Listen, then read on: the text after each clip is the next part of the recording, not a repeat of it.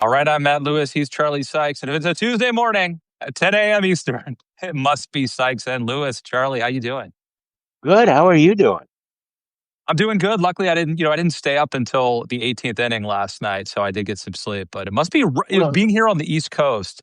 You can't really well, watch a lot of sports. So, yeah. Well, at least the folks are getting their money's worth. And the Green Bay Packers beat the Pittsburgh Steelers with Aaron Rodgers. So, I mean, what is there to complain about? Actually, there's a hell of a lot to complain about. Where do you want to start? Could I start with something? Just please, I want please. to because I'm afraid this will get lost in the wash as almost everything does these days. Just before we went on the air, I saw this Reuters special report, and I'll just give us a quick summary of it. Inside the Trump family's global crypto cash machine. I mean, we knew that it was a kleptocracy, but the scope of it is still, I mean, notable, breathtaking. The U.S. president's family raked in more than $800 million from sales of crypto asset in the first half of 2025 alone. $800 million. Wait, there's more. This is a Reuters examination found that this $800 million is on top of potentially billions more in unrealized paper gains. Much of that cash has come from foreign sources, as Donald Trump's sons have touted their business on an international investor roadshow.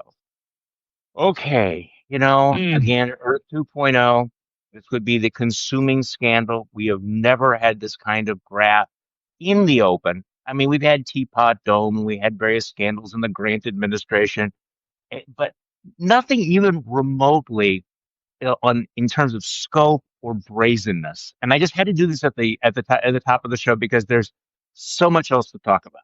Mm. So, Charlie, I mean, I think part of you think of the knock against the Clintons, and I think deservedly so in many cases. The Clinton I Foundation, agree. Yeah. sketchy, Right. cattle futures. We could go back. We don't have to go Oh back yeah. that far.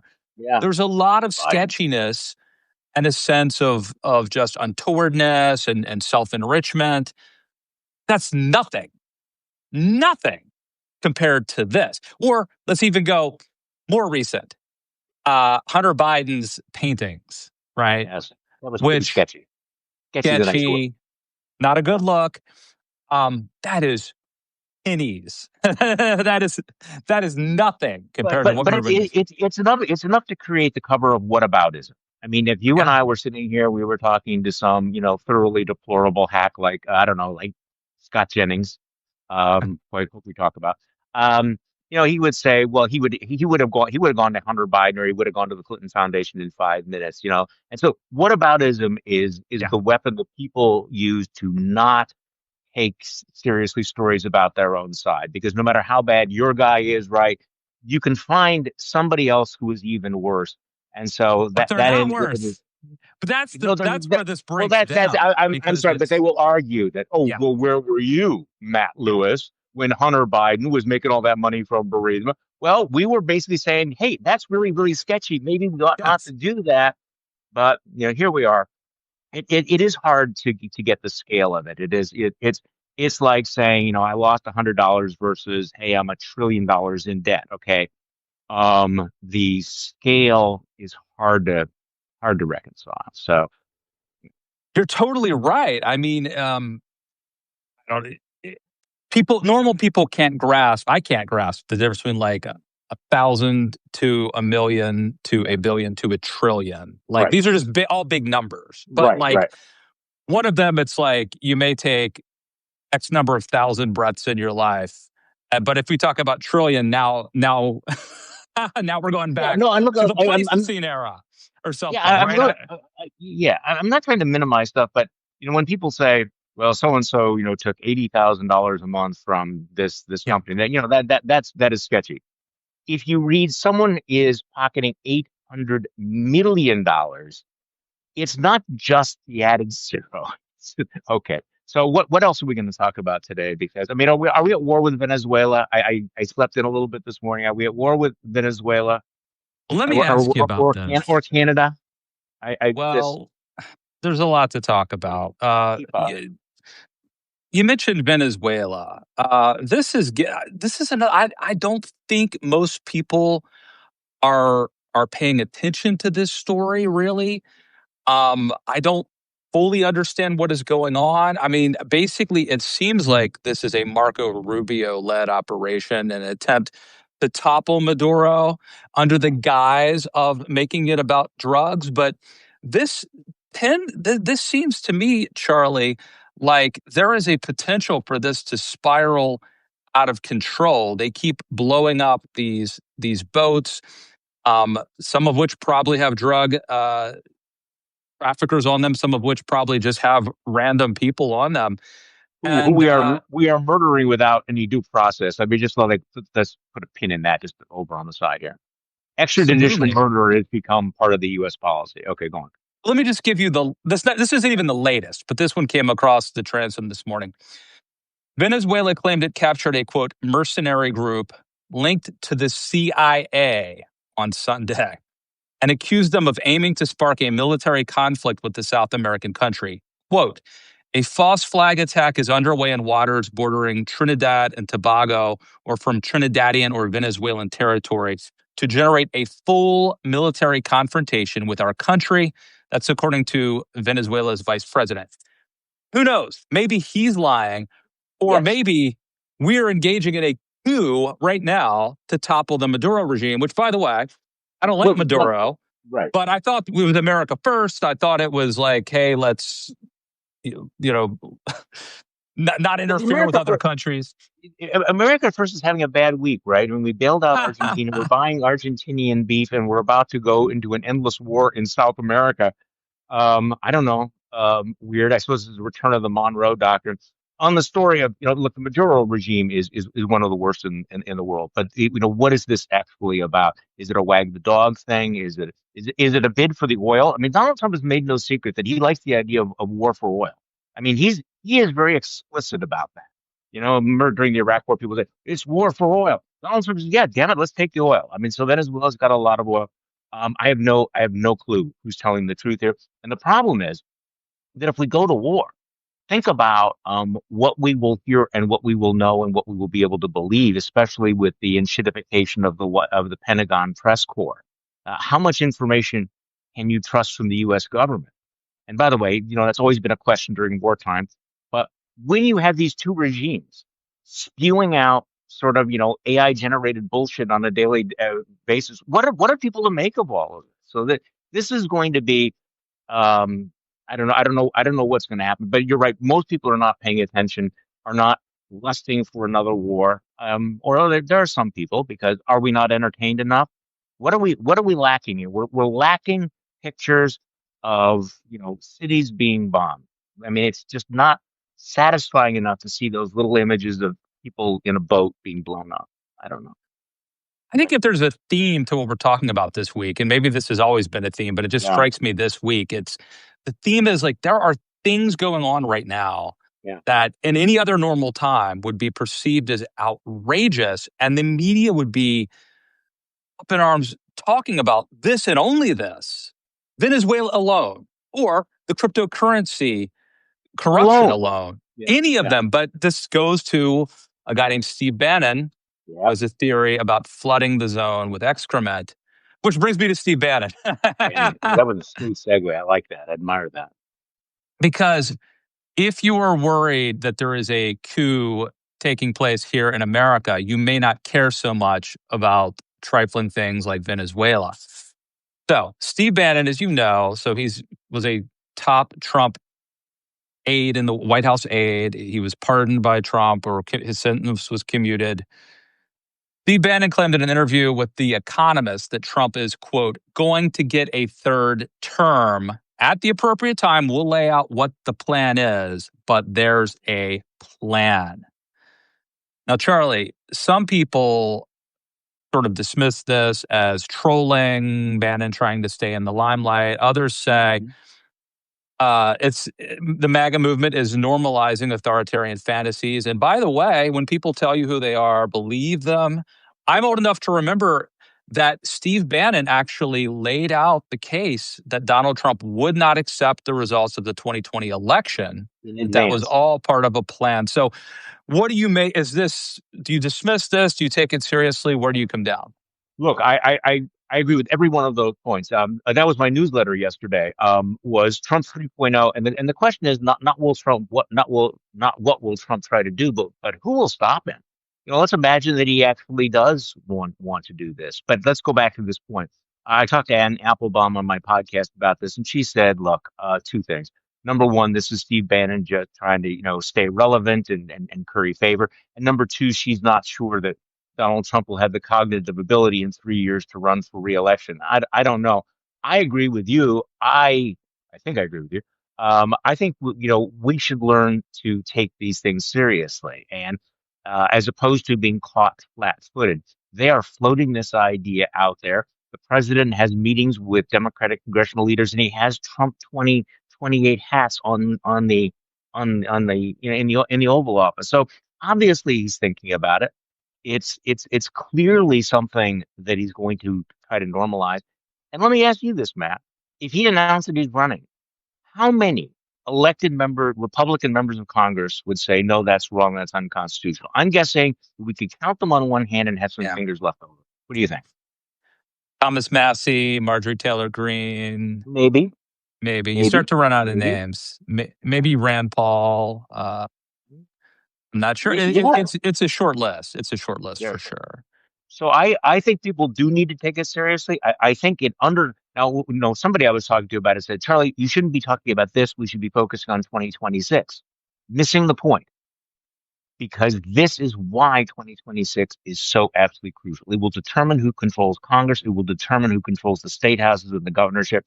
If Republicans run the table and keep control of Congress, this plan is on. Okay, that's number one.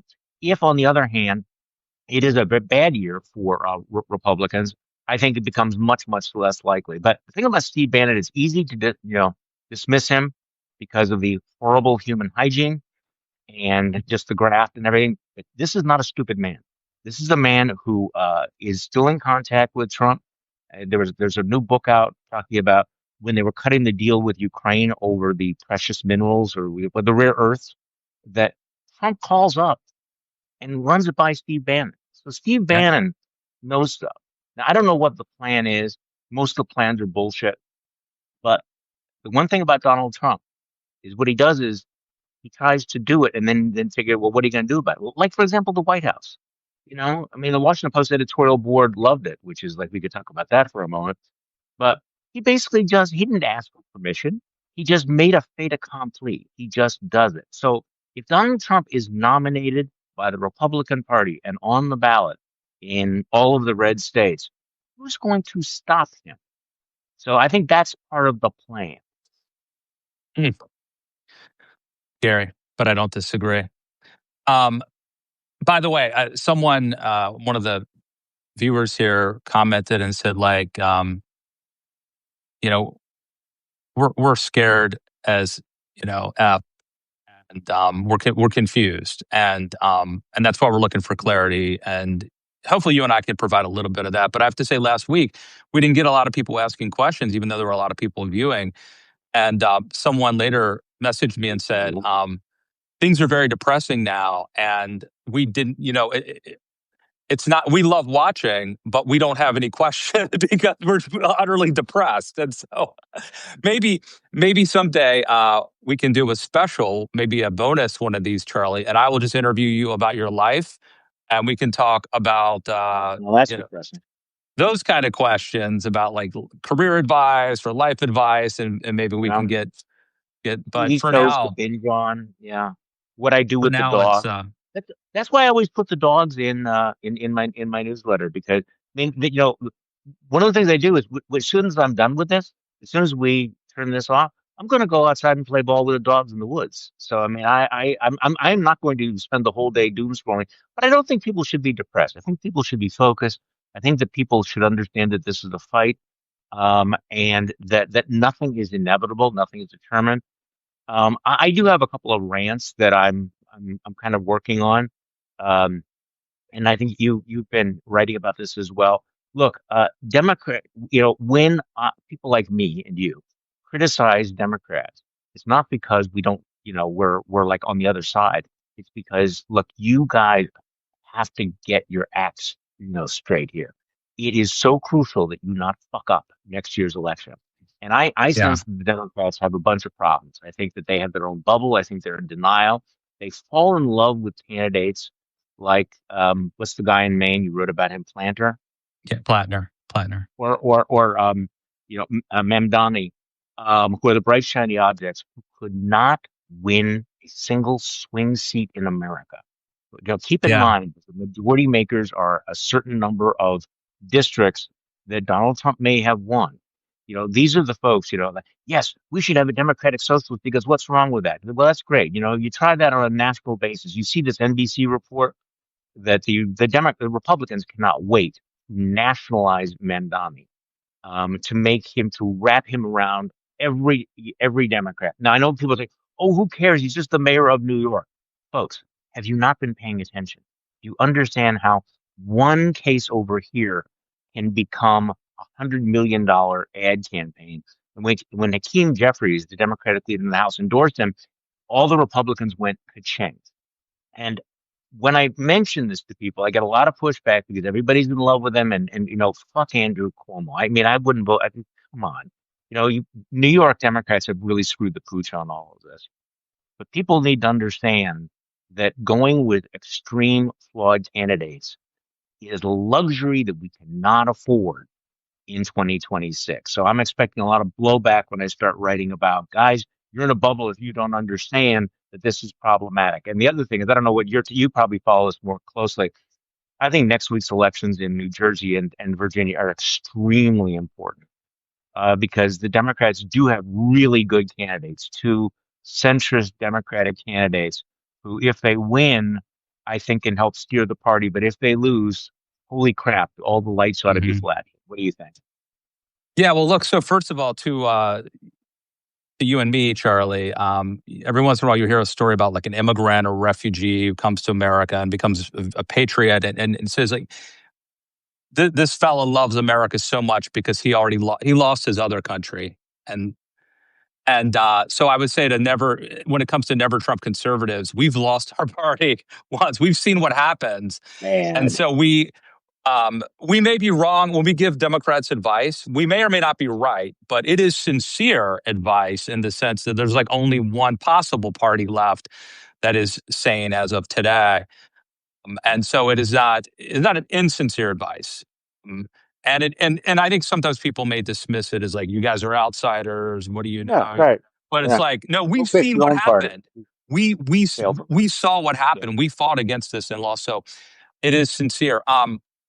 Look, Charlie, I hear what you're saying about Mamdani. I agree. However, for whatever reason, it strikes me that there's this like dichotomy amongst Democratic candidates right now, right? You either get, and this, frankly, this kind of happened in the Republican Party too. You either get these kind of exciting, energetic, dynamic candidates who are also extremists, or you get these kind of boring milk toast errands. And Yeah. I feel like right now, I mean, Kamala Harris is talking about she's not ruling out running for president again. Yeah. We've seen Hillary lose. Right now, Governor Mills, the governor of Maine, is Man. losing to Plattner by like She's 30 70. some points. She's 77 years old, right? Yes, but now if we look at also the New Jersey race, and the Virginia race, Abigail Spanberger, Mikey Sherrill, neither of them, these are two like highly credentialed, great resume, female candidates of a certain age with the pantsuit and all of that. And I don't mean to sound sexist, but Donald Trump has created this like masculine politics era. And I just feel like we're starting to see that these candidates, I think if I'm betting, I bet that they both win. I think that Spanberger wins in Virginia, Bet it. and I think Cheryl wins in New Jersey. But I also think they're underperforming and that they're kind of running these cautious, safe campaigns. And so my fear for Democrats is like, you kind of damned if you do, damned if you don't with these two options.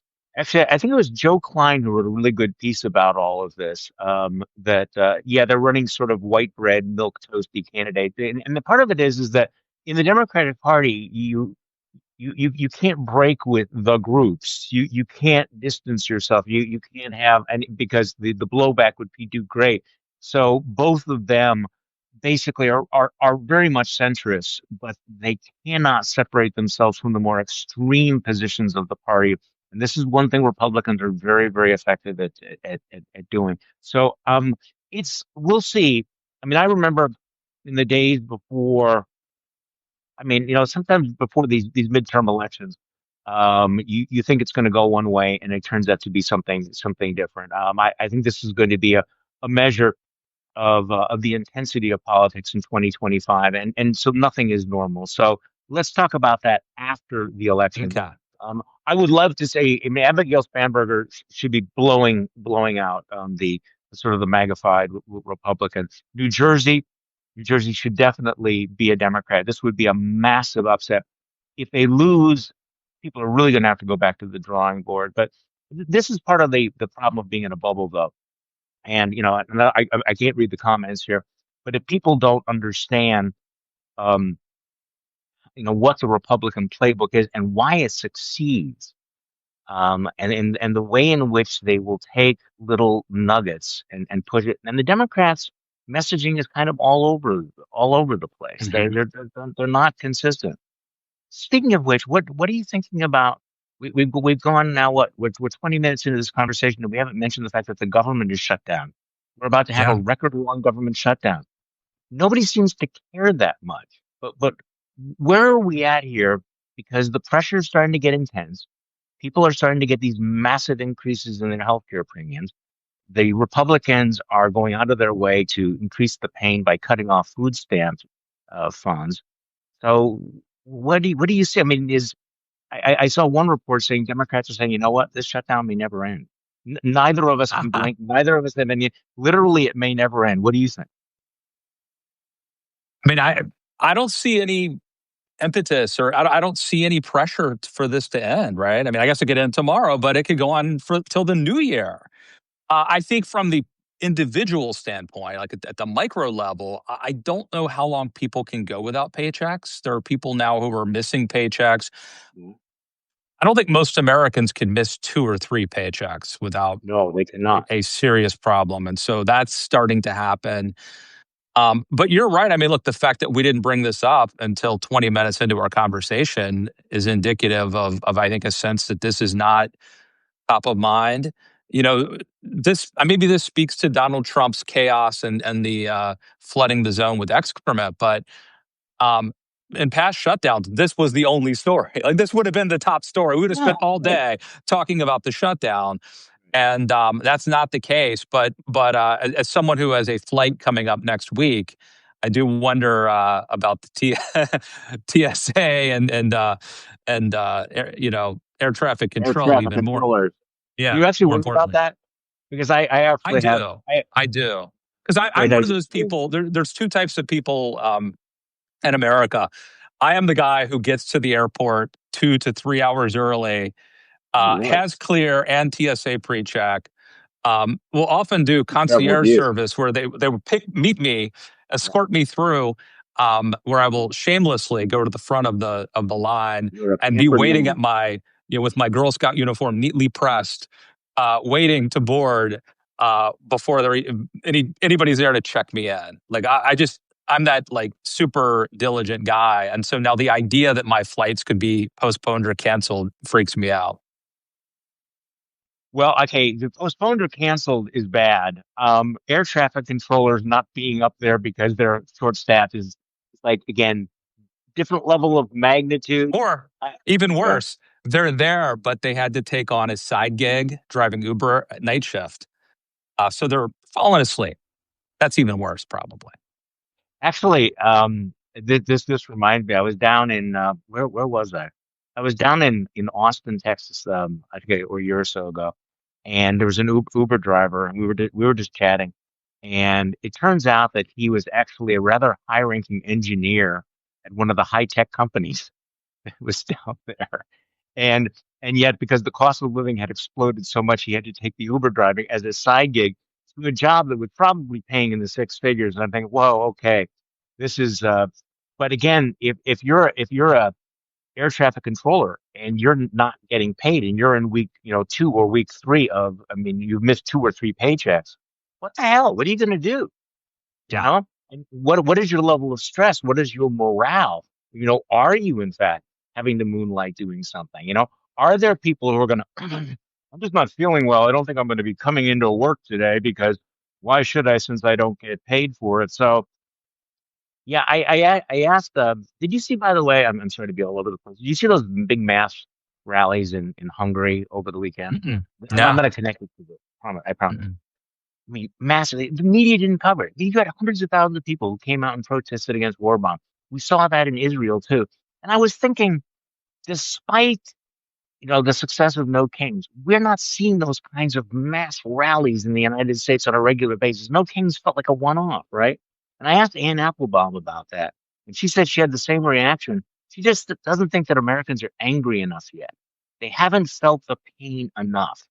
And so the question is, will they start to feel the pain when inflation explodes, when they can't get on an airplane, when, we start to see food lines, Yeah. and just food pantries because of this? I don't know. But there is a little bit of a disconnect here between what's been happening and the reaction. And she just said, we're just not angry enough yet. I don't know. I'm angry. You're angry, right? So, but what do we, But I think the point you're making, I think, betrays a truth about Americans, which is to say, we're not going to get angry about civil rights violations or trampling of the rule of law or, um, a president stealing or appropriating, via corruption money for his family. That's not going to really outrage us. Now, if the stock market were to start to fall, then we will take to the streets. It's very materialistic, and I think that's kind of true, and I think it's kind of sad and problematic, actually. But it speaks to the larger debate amongst the Democratic Party. Do they talk about democracy or do they talk about affordability? And we well, they have know, to talk. Okay. Well, they have to talk about affordability, right? So, I mean, I remember during the Biden years, certain folks, including never Trumpers, were saying, "Oh, we shouldn't talk about inflation. Inflation is only in your mind." It's like, excuse me, there's this lived reality out there. I sense that the Trump is doing the same thing. Like, don't pay no attention to all those things. But I do think that at some point, most people's relationship to politics is, am I going to be better off or not? Am I going to be richer or poor? Um, when it comes to yeah, socialism, are you going to take away my stuff? Or are you going to take away other people's stuff? People are generally okay taking away other people's stuff, but when they think you're going to take away your stuff, and affordability is a great argument, but also Democrats saying, hey, and we're going to make free stuff. We're going to make this is going to be free, and this is going to be free. I think we're kind of past the point where people think that that's the route to affordability is lots and lots and lots of giveaways. And I think that's the flaw in New York when you start adding up all the free stuff that's being done. Although, you know what, I'm exhausted talking about some of this stuff. all right. Well, let me ask you something No, no, else. they're about New York. I got to say it because I teased it out. So everything is free, like free buses, free everything, right? And then there's a video floating around, and trust me, it will be in tens of millions of dollars in Republican ads. Mandani saying, and we're going to devote $65 million. I think that's another $65 million for what is the term? Gender affirmation. Yes. Okay, so you're really gonna you are now doubling down on the one issue that Republicans used to drive a stake through your fucking heart a year ago. Yeah. Okay, turning it But back. I apologize. We forgot to do our land acknowledgement before we started this. Before we started this call. Um, so, okay. In fairness to modern Americans, this is not a new dynamic. In fact, Ronald Reagan famously said, Yeah. "Are you better off now than you were 4 years ago?" Right. Mm-hmm. And Brilliant. so it brings us to the Gipper. And I wanted, this is kind of an old story now, but, Donald Trump has said he's adding 10% tariffs on goods imported from Canada after Ontario aired an anti tariff advertisement featuring the words and voice of Ronald Reagan. So Charlie, you know this. Trump has had no problem flouting conservative orthodoxy. My question is, why is he so defensive when it comes to the insinuation that he's departing from Ronald Reagan? It's a really an interesting question, isn't it? Because he hasn't had any problem, and there's no chance that the Republican Party is going to abandon him. But by the way, this ad that was put up by, was it Rob Ford, the provincial government of Ontario?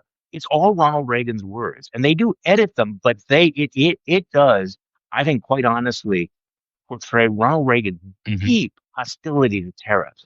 Here is this conservative icon who talks about the danger of trade wars and protectionism and why free markets are so important. And I think that for a lot of folks, this has now, there's been a Streisand effect because Trump had this snit about it. Now people are going back and say, hey, Ronald Reagan was right about that. And he actually has a very, very thoughtful approach. So I don't know. Maybe in the back of his mind, there is the sense that among the dead gods of conservatism, Ronald Reagan's still left. Why do you think that got under his skin so much? I think it's a good question too. The only thing that I can think of is, I don't think there's any sort of reverence for George W. Bush, George H.W. Bush, John McCain, Mitt Romney, right? And I also don't think there's a lot of daylight between Trump and, like, say, Goldwater or Nixon. Maybe Mm, there is, okay, but yeah. not as much. But I think Reagan is the person who is still to this day on the right, highly regarded and revered, and yet his speeches reveal a strong contrast to Trump's There it is. worldview, his fundamental worldview, and it's not just tariffs, right? I mean, it's Russia, it's the moral Immigration. clarity, immigration, right? There's that great speech that has kind of gone viral in recent years. It's Reagan's, I think, last speech, Yes, it was. and he's talking about just how immigration is what fuels America and keeps us young and refreshed. And if we ever turn off the spigot of young, innovative new people coming and becoming, you can go to Japan, but you won't become Japanese. You can go to Germany, but you won't become a German. But anybody can come to America and become an Wonderful speech. American. Yeah. And it is a stark contrast to the fundamental worldview of Trump. And so I think there's just that Venn diagram where Reagan is the one person, sort of like last week, Charlie, you and I were saying, if there was one living person who might have had a chance of stopping Trump, it would have been Rush Limbaugh. I think if Mhm. there's a non-living person who scares Trump the most in terms of keeping control over the party to the degree he has it, it would be the ghost of Ronald Reagan. Zombie So, Reaganism, yeah, everybody. yeah, he was definitely spooked by Ronald Reagan. And again, many of our liberal listeners you know, will not fully appreciate this, but the thing about Ronald Reagan is he did have a worldview. He did have a very, very thoughtful approach. When he talks about these issues, he talks about the history, he talks about Smoot-Hawley, the Great Depression, the relationship to, peace and prosperity, all of those things. And there's a book called, do you ever remember to see that book, In His Own Hand? He wrote Mhm. out Yep. many of his own speeches himself. People thought they were speechwriters, and it caused at least a brief reevaluation of Reagan because I think there was the sense that he was an amiable dunce. He was not. So the contrast in principle with Trump is pretty dramatic, but also the fact that he makes a coherent argument. Now, one little interesting tell about this. Um, when Trump wakes up, he is, basically is so petulant that because this one provincial government, which is headed by not the political party that runs Canada, but they run an ad, and so he slaps a 10% tariff on Canada because, of course, he has the imperial power to do this. In his tweet, he's very, very upset because he thinks the ad was attempting to influence the Supreme Court. The Supreme Court has this case about whether or not the president has this power to just simply by whim impose massive taxes. Now, on Earth 2.0 or Earth 1.0, whatever, rational world, I think the justices would say, of course, the president does not have this power. This court, I have no confidence in, at all. But he's thinking that by using Reagan's words, it might influence some of the conservative judges on the court to say, yeah, This is wrong. But then what does he do as part of the Streisand effect? He basically is asking the justices to consider, should the president be able to wake up in the morning, be angered by a television ad, and because he's in a snit, impose a 10% tariff on a foreign country without any congressional approval whatsoever. It's kind of like the SEAL Team 6 argument. So the president of the United States, if somebody says something in a foreign country that he doesn't like or is critical of him, does he have the inherent legal right to impose billions of dollars in taxes on American consumers who might buy the product from that country? Now, I don't know that that will be persuasive to these justices, but it does sort of, in a very stark way, say how totally, post-constitutional this feels. That this government, by whim and by petulance, is it going to be upheld by the U.S. Supreme Court? Interesting question. Well, I think the conceit is that the president can do it if it's an emergency, right? And Right. What's the emergency? but how could it be an emergency when it's done in response to Canada running a Ronald Reagan TV ad? Like that in and of Exactly. itself, yeah. So, Oh my God, the emergency is they're making me look bad using Ronald Reagan. but how do you define emergency? It's a fashion Yeah. emergency. It's an image emergency. Yeah. Um, I probably should have segued to this earlier when we were talking about Kamala Harris saying that she might run again or suggesting that. But um, former President Barack Obama was, quote, not happy with Rep. Nancy Pelosi's quick endorsement of then Vice President Kamala Harris. This is in Jonathan Karl's new book, Yeah. Retribution. I'm So looking Karl's forward to reading. source, it looks good, right? I've heard a couple podcasts with them so far. It sounds great. His source summed up Obama's message to Pelosi as essentially, quote, what the F did you just do? What did you make of that, Charlie? Well, I'm anxious to read the book, and it is interesting how the one thing that I did take away from one of the excerpts that I read, I think in the Dispatch, was how alienated Obama was from Biden. That Obama kept calling Biden during those final days, and Biden would not return his calls. So he was super angry at Obama and very much excluded Obama from his inner circle. So there's some real serious bad blood there. We kind of know all of that. He had the knives out. Look, I remember that period very, very clearly, and I understand the arguments that when Biden dropped out, there should have been an open convention or open primary. That was just actually not going to happen. It was sort of inevitable that they were going to go with Kamala Harris. It's one of the reasons I think, unfortunately, Democrats stuck with Biden for so long is because they knew that there was no plan B. The plan B was Kamala Harris. I think she turned out to be a better candidate than people expected, but you have to go back to that time and understand how much skepticism there was, but also how impossible it would be for the Democratic Party to over to basically push aside, the first African American woman vice president of their party. That just wasn't going to happen. But this was an ugly episode, and unfortunately, you have senior Democrats who are going to continue to litigate it at a time when there are probably some more important things they ought to be focusing on. I agree with you 100%. So let me move on. Biden's personal physician, Kevin O'Connor, has been referred to the DC Board of Medicine for discipline, sanction, or revocation of his medical license. So, Charlie, I'm conflicted on this one, right? On one hand, this is the same doctor who assured the public that Biden was fine. Mhm. Obviously, he wasn't. But on the other hand, this really feels like just yet another example of the weaponization of government for political payback. How should we see this?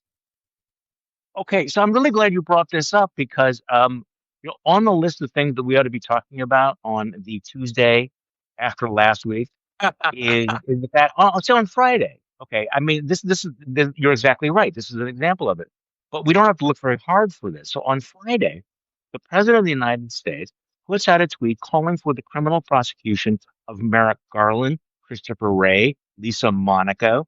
Once again, we have become so numb by this I that missed it. he is I think I missed that. okay. So he did. You did. It's funny because I Am I- was down at a legal seminar down in Chicago on the rule of law, and they were, all these academics were talking about what are the markers of authoritarianism, and they let me have a slide. I never use slides in Yeah. presentations. I don't know, do you? And I said, okay, here's my marker, and here's the tweet from Donald Trump, the DM to Pam Bondi, ordering her to criminally prosecute, Schiff and Letitia James and James Comey. I said, he's putting it in writing.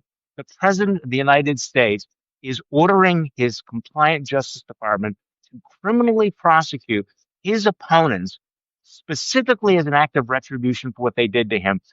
We don't need to have another seminar on whether we cross the legal Rubicon here. It's right in front of us, and it's almost on a daily basis. But yes, they're going to go down the list, and they're going to find every single person they can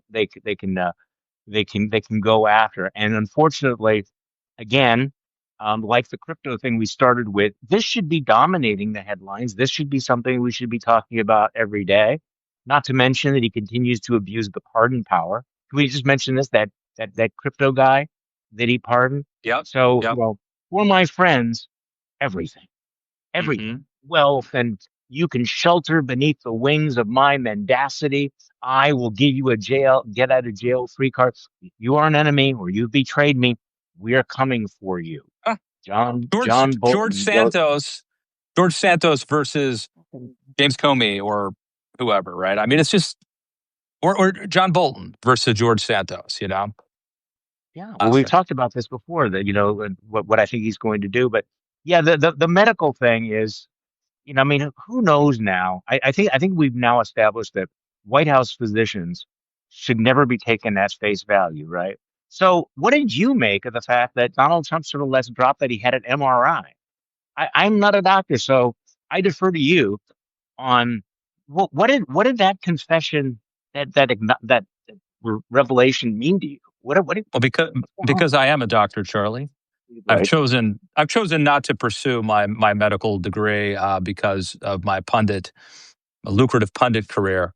Um, no, it makes me wonder. Do you remember he disappeared over Labor Day for like 9 days, Mhm. and he's got the weird stuff with the hand, um, which could be like an IV drip or something. Some people Yeah. speculated there was like all this conspiracy. Let's be honest, it's conspiracy theories Yeah. that they're covering up something about Donald Trump's health. That there was speculation that he had a stroke or something. I don't know, like I don't know that much about science or medicine, but I don't think you just have like a MRI as a checkup, right? Don't you have to? Isn't there like a reason that you would have an Well, usually, MRI? you go into the doctor, and he takes your pills, he takes some blood, tells you to turn your head and cough. He doesn't say, "Hey, you know what, Charlie? I think we should do an MRI on you today." Okay, I don't know. I will say, and I've kind of backed off from the endless speculation about his cognitive decline, and there's a lot of evidence of it, because I mean we're going to find out. But also, this guy is, he does seem to have a lot of energy. He's certainly active. I mean, you That's for compare. sure. Yeah. I mean, it there. I think early on somebody was asking, how long can you keep this pace up? And I don't know, unless the IV drip is just putting in, all of the uppers and everything, just keeping him going. But I don't know. I'm speculating. Um, Well, he there's projects, and something. that's what he said about Biden in the debates, and there's a lot of projection going on.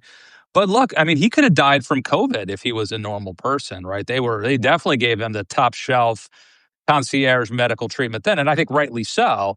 But yeah, he very well may be juiced up to a certain degree. Look, I drank five I to don't. six of these cups of coffee a day. I could not function at Do this you level. really? I Seriously? drink a lot of coffee, a lot I'd of. be bouncing off the walls. I really would. But Well, I cut it off. good for you. I cut it off at like noon. So Okay. All right. I get So up at 5 a.m. I start pounding coffee. I write like all my columns, and that's why like I'm like Joe Biden in the sense that I think much better to do this show in the morning than at like I 10 o'clock. say. And I So used to people would do say, don't do a live stream with Matt Lewis after 4 p.m. I Right? used to Because have to go on CNN at like 11:30 every night. I don't know how I did it. It was yeah, you were younger. not right. You were I was. younger and more naive. And Both are back then true. you thought how cool it was to be on cable television. See, now you're old and jaded. Well, that's what people don't know. I tried to explain this to my kids because my son was. I turned down opportunities to go on TV now here and there, Yeah, and my son was like, if I had a chance to go on TV, he doesn't even watch cable, but he was like, I would do it no matter what. And I'm like, well, yeah, that's how it was in the beginning, but like for a while, those you're nervous, and you can use those nerves as energy. I'll stay up all night and do way too early, and but then it's like eventually you realize um, nothing is going to come of it. Like nowadays, it used to be if you did a cable hit, people would call you up, people would notice. Now it's like nobody tweets. Did I was I actually on TV? It's unclear. Like no one. your Um, face to yeah. Mm. and you don't have the adrenaline, and at a certain point, it's like, man, it's a hassle to do this, and there's not a big And, payoff. and we've been doing this now for 10 years. So the question is, are we going to say anything that we have not said before? One of the things I like about our conversations is that we actually get into all kinds of these other topics. There are some of these topics that you and I have talked about that I've never been asked about on cable television after, Yeah. probably more than 1,000 appearances. And so I kind of like this. Tell your son if he wants to be on television, you could like just make a quick YouTube video of him on your phone. That's Yeah. television, And and he it's may get it's more it's and he may get more views depending on what show, what network, and what hour of the day you would be on. yeah. No, I don't think the Mm. arc is bending toward cable, not is bending toward the future of cable television. And I say that as somebody who used to be on conservative talk radio, and people ask me about that all the time, and I say, yeah, in the day, it was a big deal. And Yeah. I just don't think that that's the case, that it just simply does not have that. The world moves on. And again, I think it's important. See, I think there's an economy of attention where people are trying to get attention, but I also think there's an economy of trust. And that at a certain point, if you're going to be doing what you and I are doing right now, what is the point of doing it if we are not blunt and honest and tell people what we actually think? I know that a lot of people tune in to be told what they want to hear or to have all of their priors confirmed. But I think that we kind of have at a certain point, we've established ourselves, we have a moral obligation to give it to people kind of straight, even if they don't want it. And hopefully one of the things you and I can do here is every once in a while get people out of their bubbles. If you kind of trust that we have good intentions, you know, and we try to warn you about something. It's not because we're trying to be jerks. It's because, look, we're on the same side. We have some history here. Maybe you should, find a way to, hear something that you're not going to hear if you're watching certain cable channels 24/7. Amen, brother. So let me indulge myself a little bit and unburden myself a little bit. This is something you couldn't have time to tell a short, even a short story I'm about to tell on cable news. It wouldn't work, but I think I can do it here because I'd like to get your thoughts on this. Yeah. Okay. So recently I was sitting in a church service, and this pastor is pretty good, pretty darn good, actually. But I think he's treating the culture wars the way I treat my children, which is like, I don't care who's wrong. I just want you guys to be quiet. Get along, right? And so you're not interested in justice. You're interested in peace and comity, Mm, which is mm, kind of not great as a parent. But yeah. let's be Uh-huh. honest. I want peace and quiet while I'm writing this column. So I don't care who's wrong. Both of you get in line. Yeah. Yeah, Right. well, he started it. So the lesson on this recent week was it was he said something to the effect of, some of y'all sitting here today, so sort of a Southern Baptist thing, are calling your brothers and brothers and sisters um, fascists, and I don't want to hear that. And I'm going to start calling people out. And then it was, and if you're calling on Was the he other looking at side, you? if you Did he actually look no, at you? Did I you don't make think eye I contact? don't think this was directed to me, but you Oh, never know.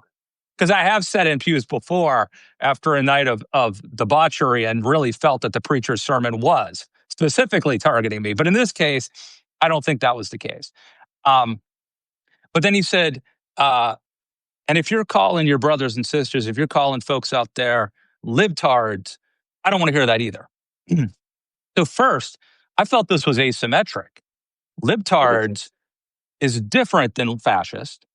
But then the question that I really have is, what do you do if they really are fascists? Like, I don't like to throw the F bomb around, Yeah. but If you're Dietrich Bonhoeffer, right, who was this German theologian, but he was part of the plot to kill Hitler. He helped Jews escape Germany. I mean, at a certain point, he was like an activist who was engaging in the messy, dirty work of politics. And so, like, I don't know if we're to that point yet in America. And I don't really think I use the F word. I use the authoritarian term more. Yeah. But let me just throw it out to you. If you were sitting in that pew, how do you feel about that message? Well, first of all, I've been wondering why I'm in a Baptist church. As a good Catholic. No, I think that you're right. There's not a moral equivalency between fascism and calling someone a libtard. Those are just not the same things at all. And you know what? We all would like to be peaceful. We would all like to get along with one another. But also, there is that moment where you have to stand up for what's right, where you have to take a stand, and where you have to point out certain dangers. And particularly right now, and again, you look back through history and there are moments of crisis. I think we're in one of those moments of crisis where the question is, are you going to sit on the sideline? Are you going to put peace ahead of telling the truth, or are you not? Now, you and I have made the choice that no, we're going to say what we want. But I mean, you understand where people want quiescence. And unfortunately, who does the quiescence work for? It works for the most aggressive, the most Yeah. intolerant among us, who basically say we're going to we're going to run roughshod over the rule of law and the Constitution, and human dignity and human decency, and we're going to commit all these crimes. But don't you call us out on that, because your number one job is to get along with one another. So I think that Mhm. it may sound like it has moral content, but actually it's kind of morally vacuous. And you can pass that on to your minister next time you meet him, that I said it was morally vacuous, and you can give him my I number. I read this book about 25 years ago called Confrontational Politics. And it was written by this guy named H.L. Richardson, who was the head of gun owners of California and then later gun owners of America. And he was studying the left's techniques. Like when I say the left, I mean like the communists, the Right, left right. techniques. And he wanted Republicans or conservatives to start fighting fire with fire. And one of the things he talks about in the early chapters are that, like, this is according to him, that the leftist would like make a crazy demand for, like, let's say a level 10 demand. And the conservative, wanting peace, not liking fighting, wanting comedy, would settle for 5. And so there'd be a compromise, but you've moved 5 degrees this way. Then the leftist would ask for another 10. And then we would meet in the middle. And so what happens is you're constantly moving leftward, Like a um, ratchet in. Mhm. slowly by making compromises. And his premise, and at this point, at the time, I completely believed him. Yeah. Yeah. I'm not sure if he was actually correct, that conservatives have this desire. I have a desire for comedy and for, like, look, just give them what they want. It'll calm things down. But when you're playing that game over and over and over again, eventually you lose everything over time. Yeah. I don't think we have that luxury right now, to play that way. By the way, could I make a small digression off this?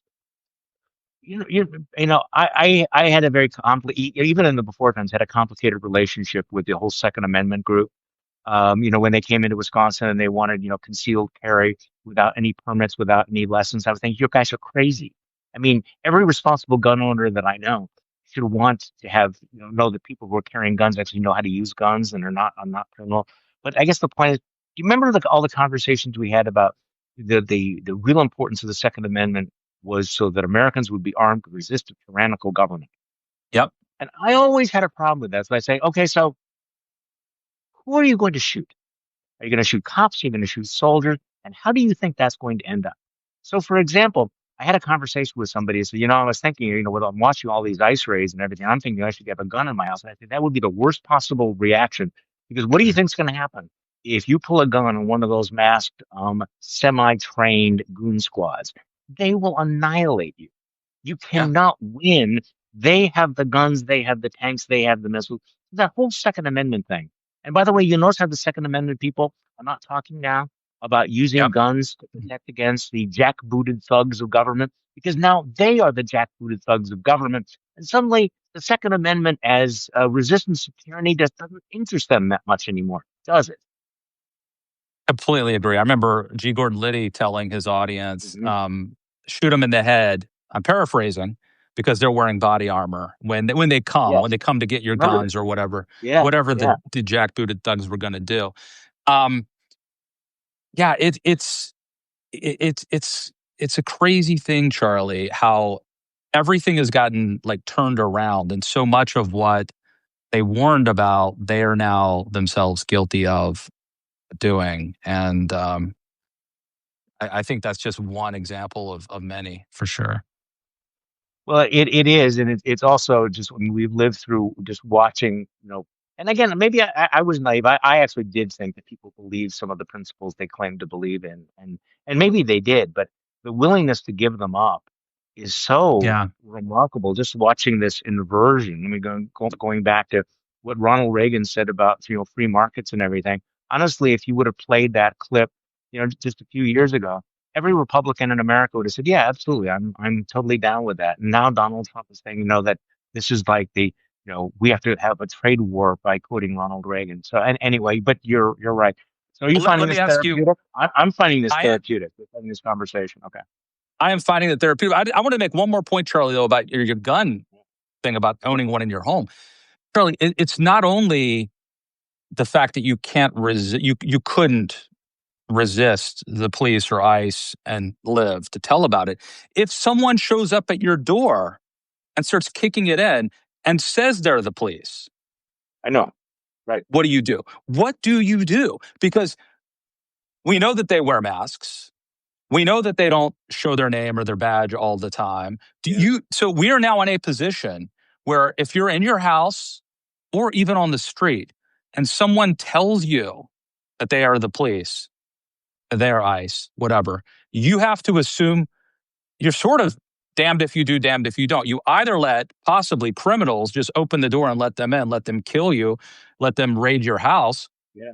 or you fight back and risk the possibility that they're actually the police who just have decided to wear masks and not show badges. This is a really actually a very important point, Matt, because you would think that law enforcement as a whole would understand how damaging it is to not, to have people going around with masks claiming to be law enforcement without identifying themselves, right? I mean, this is part of the problem that we have here right now. There's a reason why up until 5 minutes ago, we assumed that police officers would wear their name tags, would not go around with masks, and if asked for identification, would show it, right? Um, so if you are a police, okay, do you remember after the assassination up in Minnesota when the two Democratic Yep. legislators were assassinated? The guy had dressed up as a police officer, the Yep. assassin. And so the police were trying to go door to door and they realized this was really problematic. Why would anyone let them in? So they sent the officers in pairs to do this. So Yep. that was an acknowledgement. This is a problem not just for us, but for law enforcement as well. The damage that this law and order approach is having to law and order is so dramatic. I mean, think about the number of Americans who now will no longer voluntarily cooperate with any law enforcement agency because of what's happening. Um, if you need to talk to the cops, if you have somebody in your family of indeterminate immigration status, are you going to call the cops? Are you going to if they ask you for information about a crime that you may have seen, are you going to give a witness statement? What would you do if an FBI agent came to your house and said, "Hey, Matt, I'd like to talk to you about X, Y, or Z"? You're not going to talk to him, right? You shouldn't talk to him that way. No, I don't I see how wouldn't. people would. I saw this UVA professor a few years ago give a speech that was pretty compelling about why you should never talk to the police. Well, so, I actually had an FBI agent come, and do a background check on somebody, and frankly, I had no anxiety about it whatsoever. It was a few years ago. I had no problem. It was a very interesting chat. There's no chance whatsoever that if one of Cash Patel's agents comes to the house, that I would be willing to cooperate outside the presence of an attorney. So, this is and I don't think that that's an isolated case that people are not willing to do that. But your scenario mass guys kicking down your door. And by the way, you know what my wife's most afraid of? Should I say this on public? Please. Well, our dogs. We have these really, really large Oh, dogs yep. who are very defensive. They are wonderful dogs. They are the sweetest, most gentle creatures. But if some stranger comes into the house, they are going to bark and they are going to Yeah. look very, very fearsome. And the concern is that these guys with very, very sketchy training, what would they do to our dogs? How could we protect our dogs, even if they did not shoot us or do anything? Yep. And again, these are the kinds of conversations that Americans are having right now because of this nightmare, this nightmare involved. And on that happy note, we're On that happy now. note. Well, I hope everyone watching is gaining some insight and all that and enjoy. Well, enjoying is the wrong word. It's hard to enjoy this, but we raise issues. We give our perspective. I think we're fun overall. And I do want to do a show, Charlie, sometime where I just interview you about non-political stuff, and we could talk about you know things you've learned in your life, business, Well, I want to leadership, all know. that. I want to know what you're going to be dressing up for Halloween, Matt, because I'm guessing you go trick or treating. You wear a costume. I think I'm taking the year off. I'm boring this year, but I normally do. I normally do. I guess I've got my kids are now to an age where they so I even offered my son, I'm like, do you want to be those people where we're like, we can, instead of us going out trick or treating, we'll turn our driveway now into like, I'll get a little fire pit and maybe some beer, and we'll get like those projection lights now that shine on your house or on the garage that maybe some spooky music, and we'll stay home and give out candy. And both of my kids were like, "No, we're going running with our friends." Yeah. So Dad is gonna. I'm putting out the box that says. Take one. Here's some candy. Take one and leave me alone. How about you? Are you dressing up? Yeah, understood. Well, okay, so my granddaughters are actually flying in this week, so they will be here, and they will be bringing their costumes along. And my wife is suggesting that we go along with them in costume. I think it's fair to describe myself as skeptical of that idea, but we'll see. I generally lose these arguments. So Are they from France? Are they coming from France? no, no, they're Okay. from the Washington D.C. area. Okay. So we Because I we was had we had a curious if, French season a couple years ago. yeah, I remember, and I was curious if they celebrate Halloween or if this would probably be like a real cultural experience. If not, Well, they did when they were here. So, but very this is cool. this is a different set. But I don't think I'm going to do the costume. Well, I'm loving doing these Tuesdays at 10, and I guess next week we'll do it on Election Day. But so we'll preview all that and give the latest. And if you're following me and not Charlie, follow Charlie. If you're following Charlie and not me, subscribe. And we'll see y'all back here next week. Thanks, Charlie. Next Tuesday. Thank you, Matt.